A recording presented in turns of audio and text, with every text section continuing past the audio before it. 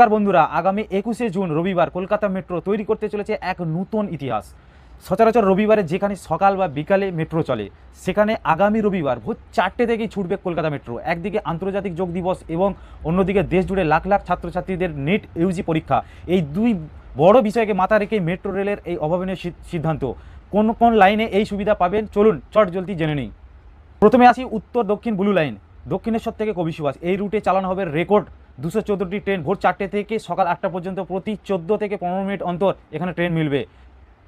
এরপর কলকাতার নতুন আকর্ষণ অর্থাৎ গঙ্গার তলা দিয়ে চলা গ্রিন লাইন, হাওড়া ময়দান থেকে সল্টলেক সেক্টর 5। পরীক্ষার্থীদের সুবিধার্থে এক ট্রেনের সংখ্যা 108 থেকে বাড়িয়ে এক ধাক্কায় 170টি করা হয়েছে। ভোর 4টে থেকে সকাল 9টা পর্যন্ত মাত্র 10 থেকে 15 মিনিট পর পর এই রুটে আপনার মেট্রো পেয়ে যাবেন। ফলে হাওড়া বা শিয়ালদা স্টেশনে নেমে পরীক্ষার্থীরা অনায়াসে সল্টলেকের পরীক্ষা কেন্দ্রে পৌঁছে যেতে। এবার আসি নোয়াপাড়া থেকে বিমানবন্দর অর্থাৎ ইয়েলো লাইনের কথা বলা যাক। এই রুটে স্বাভাবিক 78টির বদলে 112টি ট্রেন চলবে। তবে মনে রাখবেন, এই লাইনে প্রথম ট্রেন ছাড়বে ভোর 4:18।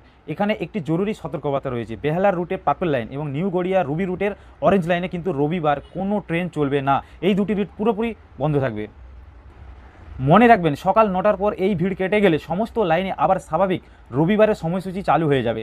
তাই যারা নেট পরীক্ষা দিতে যাচ্ছেন তারা সময় নষ্ট না করে মেট্রোর এই দারুণ সুযোগটি লুফে নিন।